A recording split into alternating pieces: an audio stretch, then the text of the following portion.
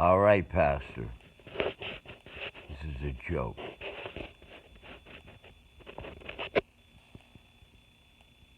You got to stay in your lane, Pastor. Listen, if you're going to be talking multiple personality jokes, that's my doing. You stay in your lane.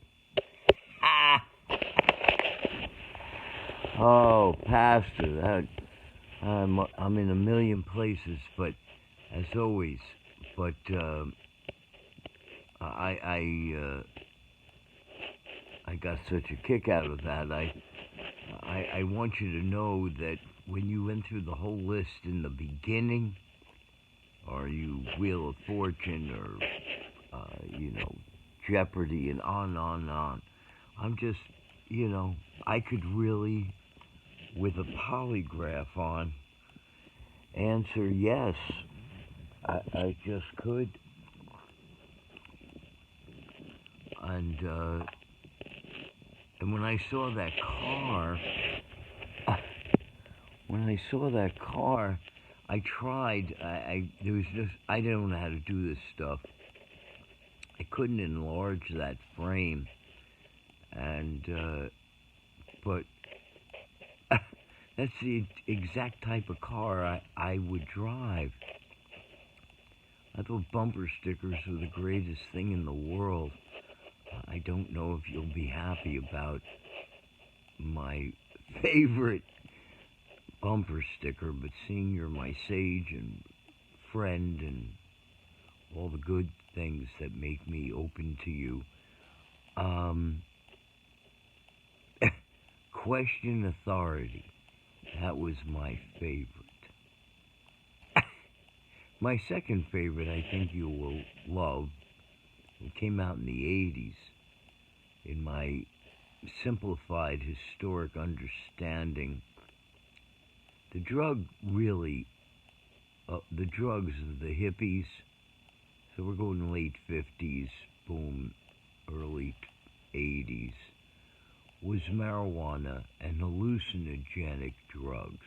The Timothy Leary, I forget the order, but Turn Out the World, Turn On, that's Use Your Drug, and then Tune In. They didn't dance. Everybody sat and listened to music and were hoping it would bring enlightenment and truth, and the world would be at peace, and they were sincere for peace. There was a real understanding that if you don't have peace within, you're never going to bring peace to the world. So it was peace, love, and flower power, and, the sex, drugs, and rock and roll was not the soul of the hippie movement.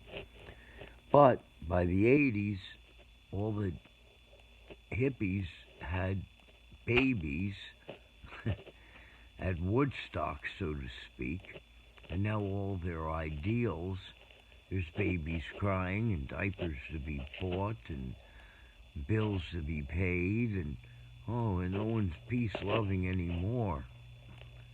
And so now let's join in.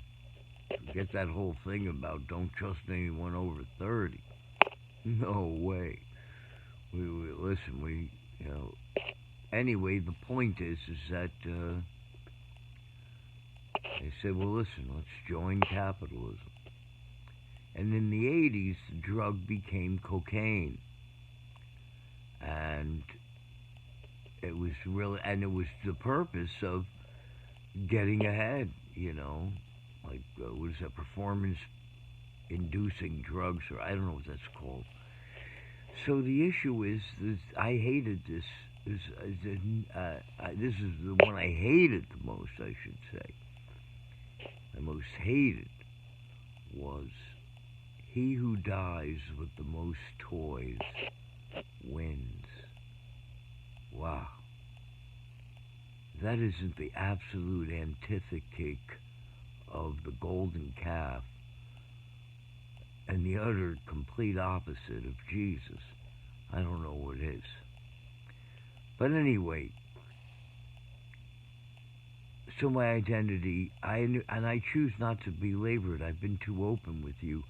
I save a few minutes, but no matter what side of the coin I'm on, my answer to all those questions is yes.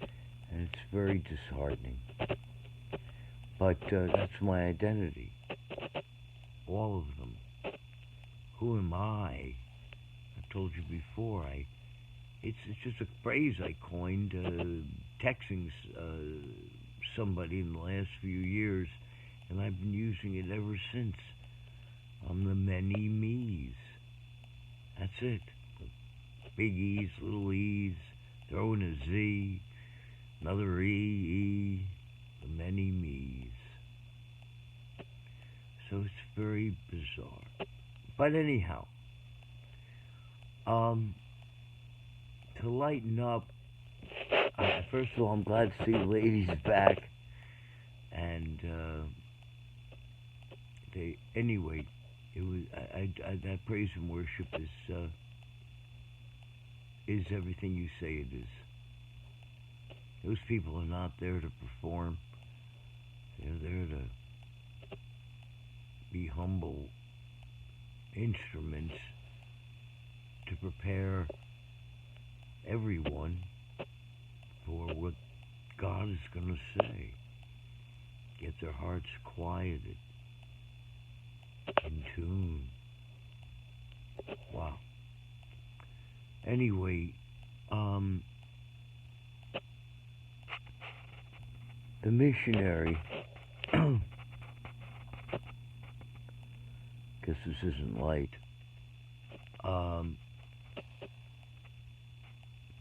that's the second missionary that showed that same video. And I'm not going to belabor this either, because I've been sending you videos a little bit more heavily dosed with the only reason I feel I might have a purpose on earth. Pastor, you just take out the unreached. I wish I had done it before, but I know you know I'm not going to get this said exactly right. But the heaviest punchline is, but I don't remember exactly what it was. But the issue is when she said that's all I wake up in the middle of the night and I see these faces. And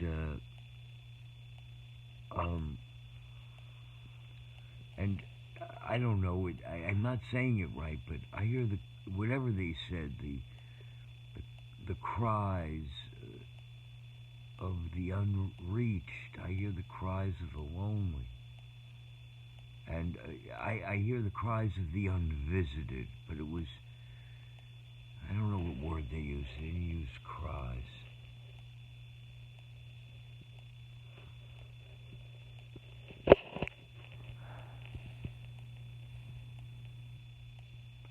Pastor, I'm so glad you preached about sincerity. I keep telling you that is what is so different. Very different about you.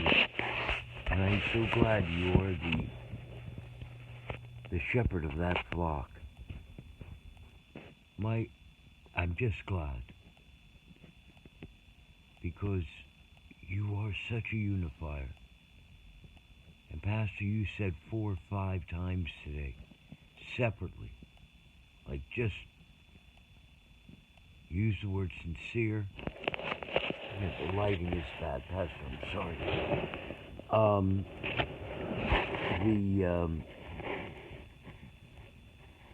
And you really admonished your congregation, don't judge.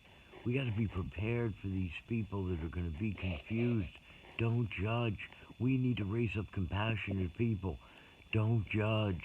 We got to be love for them and let them know we're here for them. And if they want, we're here. But wow.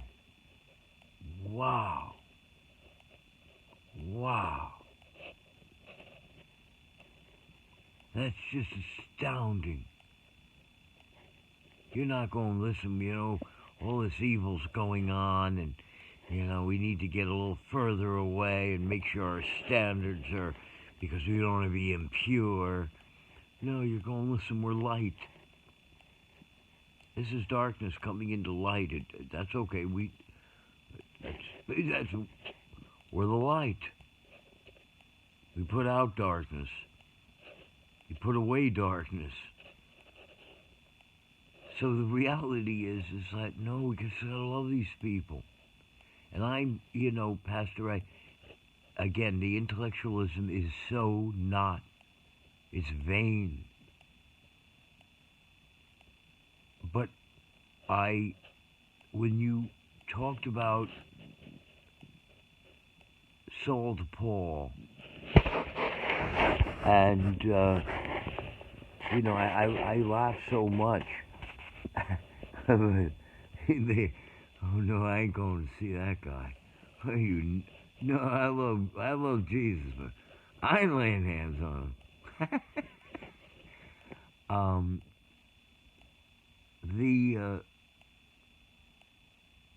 You see,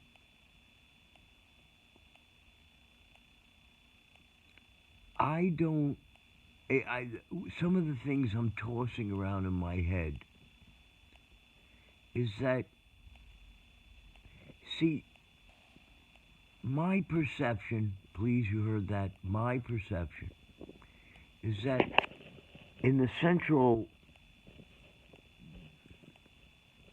gospel, four spiritual laws, Roman road kind of thing,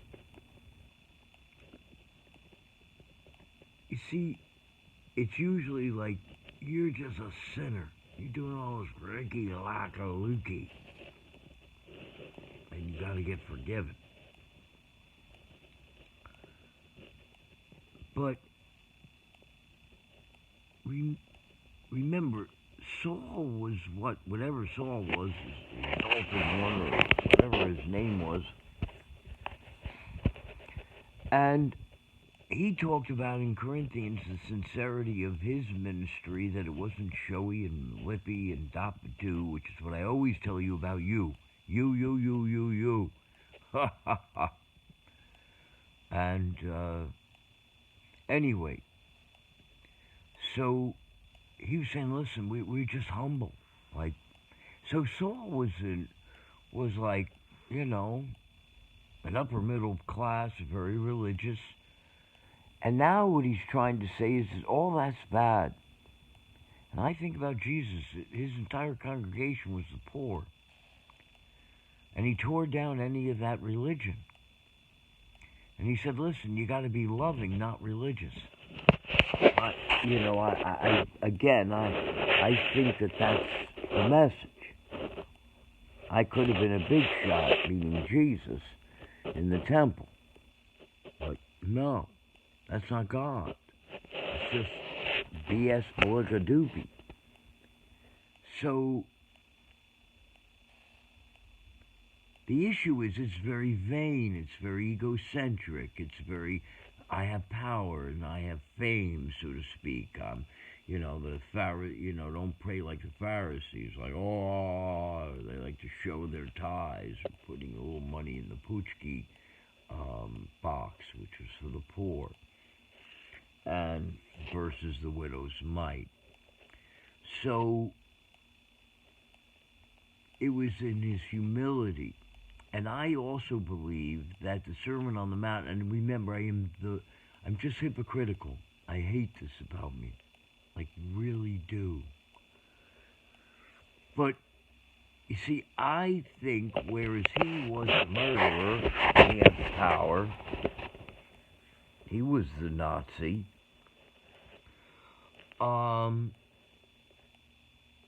that, no, you have to stay religious and you're offending God and my doctrine and whatever. And it was all pride. And so then, I really apologize about this lighting because I don't know what I did wrong. But anyway, so he's trying to tell these people and show these people, like, God beat me, do all the things I used to do. It's all right. because I decided to listen to Jesus, who said, if you live by the sword, you'll die by the sword. That's what I've been doing. No, he taught absolute radical love to the core of somebody smites you on the right cheek. All right, I'm here, the Hippocratic Oath. That was what Jesus was, the ultimate Hippocratic Oath. Do no harm. And no, I won't be selfish anymore, and I will only love. And I think that was the radical change. And now I'm not looking for money and prestige and religious what. No, I'm a tent maker now. Like, I'm going to clean toilets, and live meager, like a Mother Teresa who came from affluence. And Gandhi the same. And now I'm just going to be selfless. And that the change of the old and new nature is a radical decision to go, no, I'm just going to completely be selfless. And someone tells me to go a mile, I'll go 2. I'm going to be a pacifist. I'm going to love these people and pity them and say, Father, forgive them. They don't know what they're doing. And so, God beat me. Got to do whatever you want to do. Now I'm reaping what I sow. I'm sure Paul Saul was thinking. Well, so at least I would be thinking that. I do think that. I think about a 15-year period of my life. I just wonder how much you keep me in line. How much do I? And this is regrets. This is hurting other people. So anyway, in financial issues, so something my father never did. So, wow. So it was the sincerity and then love and sincerity and love, which was completely the opposite of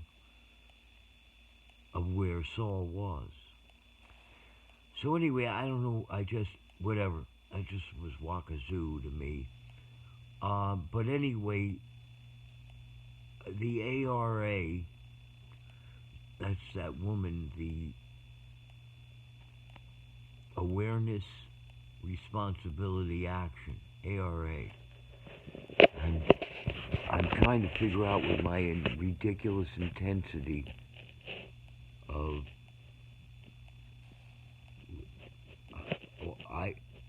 the unvisited. And I think if we listen, I know everything about me would be watered down from your perspective.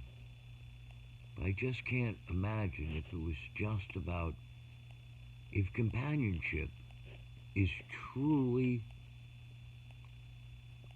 a real need, water, food, clothing, proper climate, medicine. If companionship is a human need, and no one's getting it, well, the Salvation Army went right, they just said, listen, where are the people the poorest, and let's feed them and clothe them and bring them in. And then we'll tell them why we're doing this. Anyway, it's the unvisited. The throat, it's just ludicrous. I'm in 19 minutes. That's not too bad for me. Let's see how we do.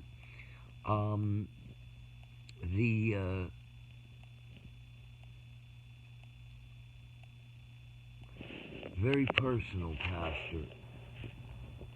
I've never told this to anybody. Remember, I always tell you I'm a 7-layer cake. So I'll tell people 2 or 3 layers. There's a layer I've told nobody, not a soul.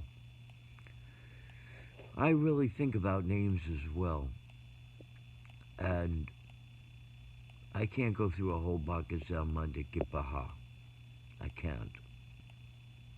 But there was a time I hated Andrew because my mother was, that name might as well have been every swear word in the world, the way my mother called it, over and over again. It's just disgusting. Anyway, really. So it down. My dad, what you talked about with your dad, on steroids. Oh, by the way, a little lighter. Listen, I was best at soccer. And my dad had already died. Actually, I was best as a catcher and baseball. That was all my dad. But for a few years, they saw how lost I was. And I don't know how I ended up on this soccer thing. I don't know if I was in, because our junior high went to ninth grade. I think it was in eighth grade. And that was just like a odd age. And I was such an alone and so out of it. It's really pitiful. But I won't go through that story now. But I've been to six schools. My mother paid a lot of money and paid somebody off to get me in the North Academy. And I failed. They say he can't learn. His son can't learn. I was staying up 2 o'clock in the morning. My dad had just died. It was a very prestigious school. But anyway, what was crazy is I'm crazy. And, so when I get a burst of energy, I don't know if I ever told you, I always won the 100-yard dash. Nothing else. When I played baseball, if I got on first base, it was guaranteed second. I'm not trying to be proud, but that's why they put me up first. I was a horrible hitter. But get him on first, we got second. Boom, boom. So, soccer came along, and I'm just nuts. I'm in my own world.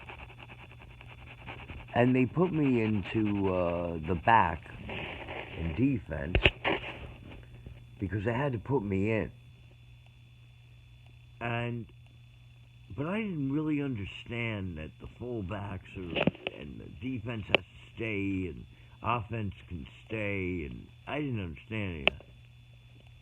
I just knew when they told me, they said, when the ball comes at you, you got to kick it away. Just kick it forward. Kick it forward. Kick it out.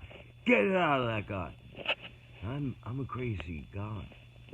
So I'm in my own universe. If people calling my name, I don't even know. And then all of a sudden I started hearing a lot of noise and, horn, yeah. Well, I knew the real thing was to get it in. Like, I felt like a schmo. I'm back here. I didn't understand the value of defense. It was like, oh, yeah, just put me in the back. But you want to score goals. So I was whatever, and I got it out, and I was nuts. I'm kicking people's legs to get the thing. Anyway, it was, when I travel that field, I'd throw up, and then I'd run, throw up. They couldn't keep me from where, I was supposed to stay back, but anyway, I just got so nuts and it didn't matter. But that's true.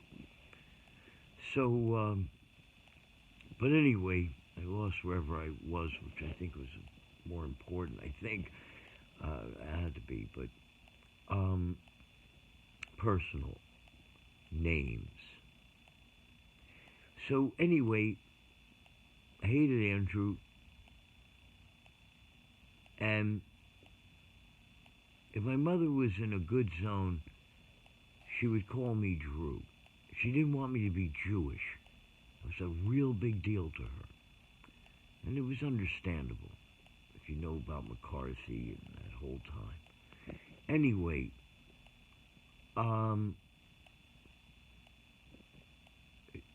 so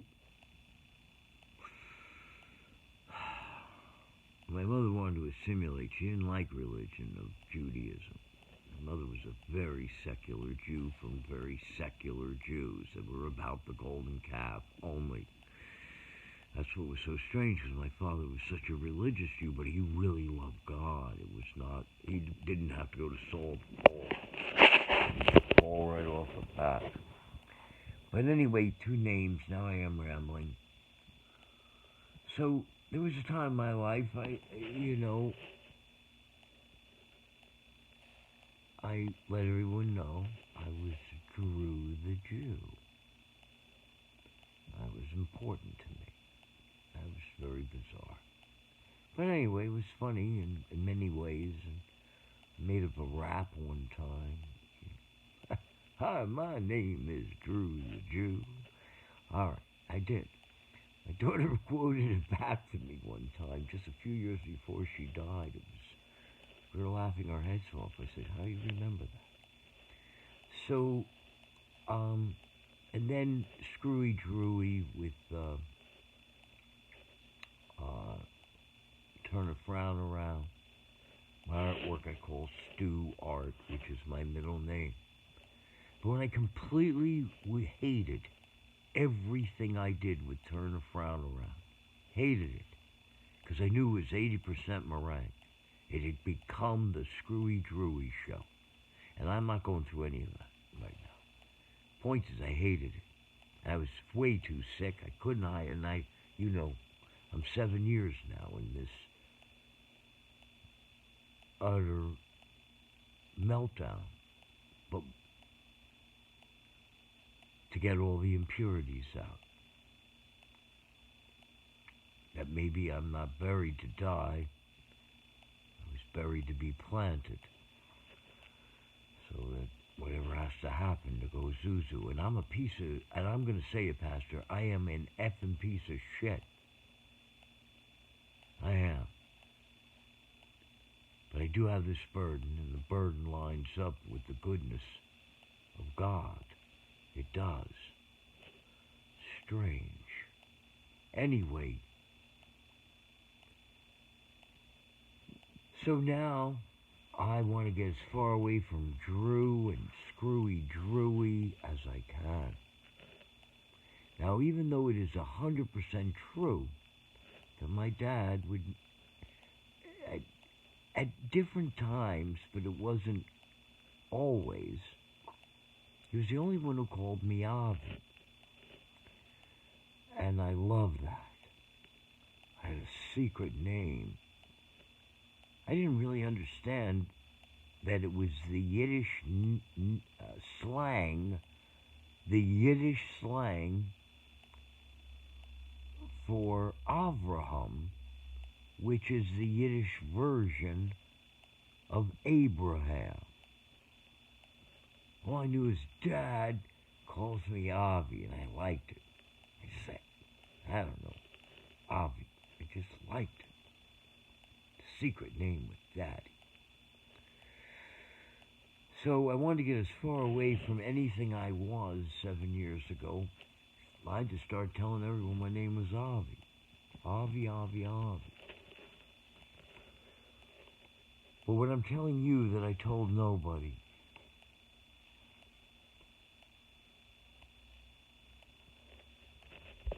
Pastor, I knew it was Abraham 7 years ago. I know he's friend of God. And 7 years ago, I thought I could convince God that if I could convince the world to love everyone like Jesus taught, God would call off Armageddon. I thought I could convince God.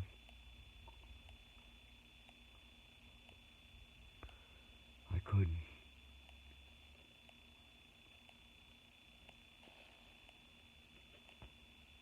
I also knew Abraham is the father of many nations, or however he quoted it a little clearer.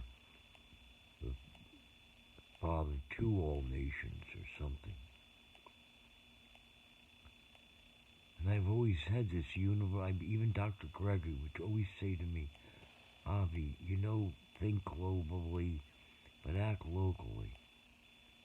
I say, Doc, I swear it's not like I'm on an ego trip. How can you not think globally? There's suffering that goes on in this world. At least we can be a coping mechanism, one that's deeper, more richer, more real, more beautiful, and cost-free. When Dr. Patch Adams said, when I understood, he said, loneliness is the world's largest, most curable epidemic. He's right. I read about loneliness in other countries. That's why the Netherlands was so taken that I was Dr. Hugs.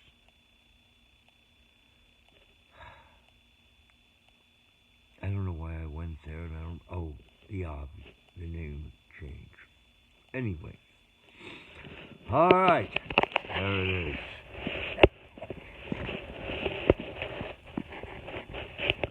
It's kind of weird.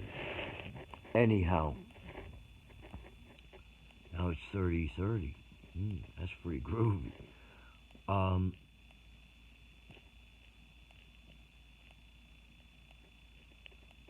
So I wanted to tell you, Pastor, two major things happened. If I can just close out, because I'm sure there's, I just on lighter things. If I ever need anyone to advocate for me, it's got to be Carol. She's just so over the top. I want her to be my lawyer. If she's on my side, oh my gosh. I'm telling you, she's so mad. She takes no prisoners. That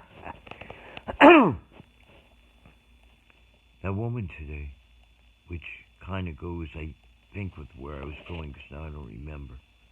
Two things I said I was going to say, I don't remember. A car accident.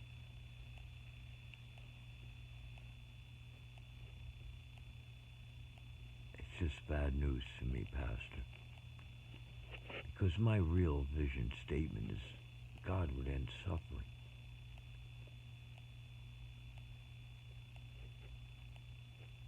I'm not happy with small increment miracles when there never had to be a trouble or problem in the first place. But you know that about me. That keeps me from being close to God. Anyway,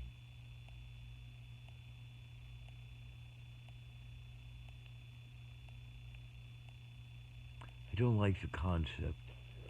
It's something I've said very sarcastically, but I try not to be any of that with you. I can't be. You're too loving. You just don't know it, Pastor. You soften me a lot, which is good. Really good. Anyway, you're an answer to the prayer I told you. I told my daughter, I said, Rachel, there's something very bad about me now. I'm too evil. I'm just too, I can't. I've gone too far. I'm really honest, but I'm just too evil now. I'm too grisly and hey, I gotta learn how to, get some sandpaper. But anyway, what I was saying, it wasn't sandpaper, the metaphor now in a different way. I so love the fact that you tell your congregation to see people for what they are, a creation of God, to see what they can become, like Saul to Paul. See them that way. See it in faith. See through the love lens only. Separate the sin from the sinner. Love the sinner.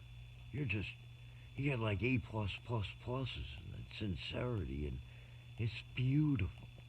It's just astounding. It's the only reason I hang out and want you as my only guide. Anyway, it's definitely all of the love of Jesus, and Ken does not get in the way. But I don't like the fact of this Sarah Lee half-baked perspective of God. And what I mean by that, if I haven't been with in the beginning, I was much more brutal with you. I always hate that about me. I can't believe you just love me. I cannot believe it. You'd be amazing, you'd be amazing with abused dogs. If you got bit, you'd feel bad that the dog hadn't settled down yet. You'd be so happy when he wasn't biting you and now licking you. But you'd feel bad for the dog. He's so afraid. You're that deep in compassion and in understanding and sincerity. and what it is to follow Christ. Sacrificial love, you before me.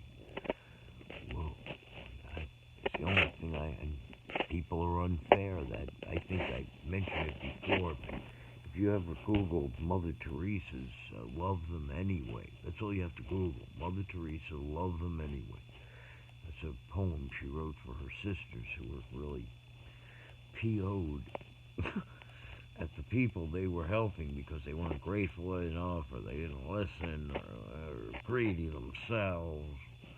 And so she wrote this poem and put them on the door so when they went out, they had to read it every time. People are, love them anyway.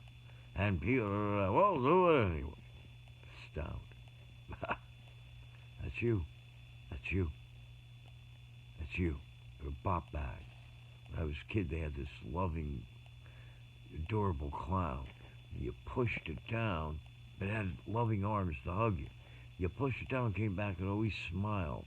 Here you go, boom, boom, boom. Bam, bam, bam. That's you, Pastor Ken. Ken. So I don't like the Sara Lee concept that God sends us down half-baked. The Sara Lee, that was their big thing. I won't go into that, and I probably have already. I made them because the women didn't know what to do, so now they were still moms, but Sara Lee got it half done, and, it's like Wink in the commercial. Oh, you made a great pie. Well, Wink, me, and Sara Lee, because it was really half-baked. You still had to do some things to it, but they did the hard work. And but you still had to whatever, and that's what God seems to do. Everything's a process. Everything is we're come down half-baked, and then we got to get purified to get to the calling of God. But there's suffering in all of this. You accept that. I don't, because I don't think God should do that. A lot of people don't attain. They don't, Pastor Ken. The gift that God has truly induced in you, I think in your natural createdness to begin with. I don't think it's this low self-esteem. You are a flute. You're a comforter. You're calm. Now you're endless bubbling of gratitude to Jesus. Anyway, I don't like the idea of suffering. A lot of people don't have the capability to go where you are. I don't believe that. They just suffer. They don't learn. They can't figure it out. Anyway, but two things. Now we're going, oh my God, that's fat. That's 38. All right, I messed up. All right, what were the last two things? So I can summarize.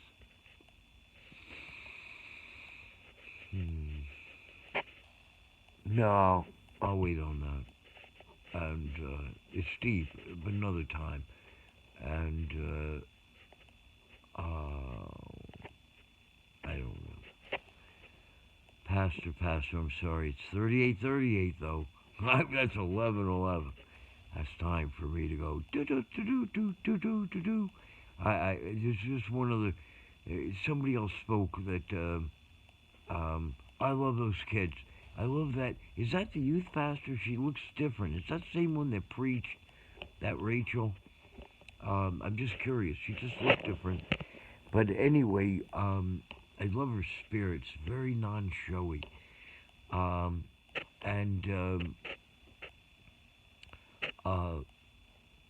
I love the fact that by all means you're going to save some. Listen, now the laws of the coronavirus, that's all right. We'll circumvent this. No one's going to stop us loving these kids in our neighborhood and giving them some candy and let their parents know we're here for you. And so's our school and the zingity-doo-dah. That's beautiful.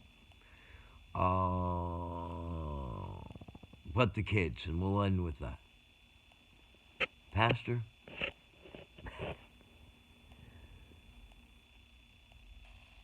That was a flawless comedy routine. He was the perfect straight man. She was just too exuberant.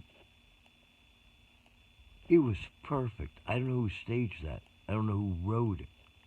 I'm telling you, that would have been in a 1950s variety show, TV show. That was flawless. It was beautiful. I mean, it was incredible. It was just, I loved every bit of both of them. But the routine was perfect. All right, I'm going. I love you, Pastor. I just want to let you know I'm going to be sending you something pretty soon. I'm really not doing too good regarding being able to stay here. The guillotine is clicking. And so anyway, but you'll be very happy that I'm taking a proactive approach. Whether it succeeds or not doesn't matter. You know, she did talk about grit. So, anyway, but that'll be later on. All right, Pastor, I adore you and I love you. And I realize in the last week, the lighting's worse now, but I got a hug. I forgot to hug you. And I really I see your face. Oh, that sincere. You're the best. Thanks for being everything you are to me, Pastor. Wow.